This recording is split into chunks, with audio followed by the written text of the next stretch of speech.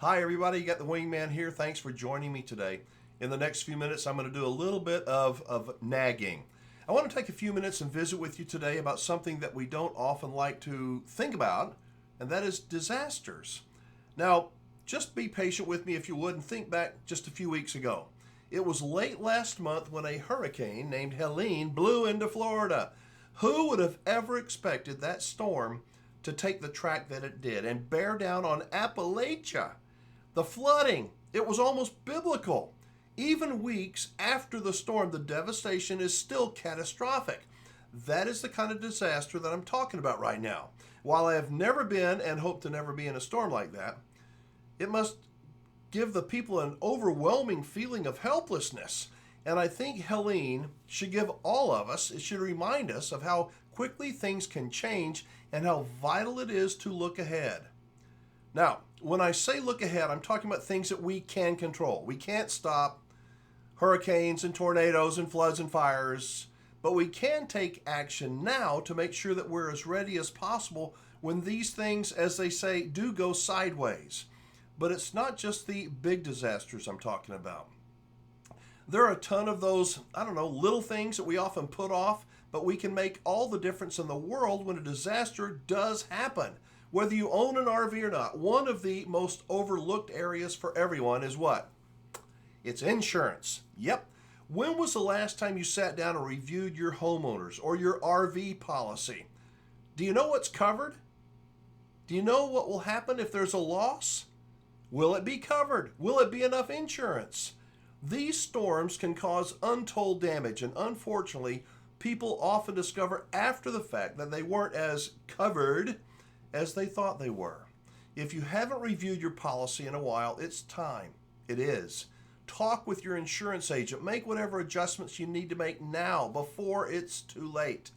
It's one of those little bitty steps that could save you big headaches down the road. Now, something else. Disasters often lead to shortages. Whether it's food, water, your prescription drugs, shortages can happen quickly. You might not be able to leave your home for a few days, or you might need to evacuate with almost no notice at all. Do you have enough of your essentials? Do you have enough of your medications to last you 7 days at least? Hopefully maybe 30 days. And how about non-perishable food and drinkable water? If the answer is no, this is a friendly reminder. And what if you have to evacuate? Yeah, like evacuate immediately. What would you be able to take with you? You're not going to have hours to think about it when the moment comes and you got to go. What about your computer? What about your family heirlooms? Have you backed up important files to the cloud or maybe an external flash drive? Have you thought about what you could actually take with you and grab for your essentials when you leave and how long it would take? These are questions that you don't want to face, but planning ahead makes the difference between being prepared and being panicked. Create a go bag, if you will. Heck, I got several of them. A flashlight, batteries, important documents, a flash drive, clothes, some cash, maybe some food and snacks. Know where these items are and make sure that they are easily accessible. The goal I'm talking about here is peace of mind. And knowing that you've already thought about and prepared for it makes the situation, if it happens, a whole lot less overwhelming. For those of us who RV, especially as cooler weather is moving on down south, maintaining your RV is just as important as preparing your home.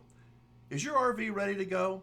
If you had to evacuate, is it ready? Is it in good shape? Are you sure? What about your tires? Any signs of tread wear or damage that could cause problems on the road? And disaster or not, have you checked the seals for leaks? Been up on the roof to inspect for damage or any areas that may need a little bit of a TLC? I know these things may seem minor, but neglecting them could leave you stranded when you need to be maybe on the move. Take an afternoon and give your RV a thorough once-over. Check your seals, check the tires, all those little things that could turn into big problems later. At the end of the day, the point of all this is not to scare you, but to empower you. Preparing for the unexpected doesn't have to be overwhelming. It doesn't. Start out with baby steps. Review your insurance. Stock up on essentials. Create an evacuation plan. Maintain your RV. I'm telling you, these are simple things that you can do now that will give you peace of mind when the next storm or next disaster comes your way. So, with the weekend here, I want to ask, how ready are you? Seriously, how ready are you in the event of a disaster? Just think about it and turn those thoughts and worries into action.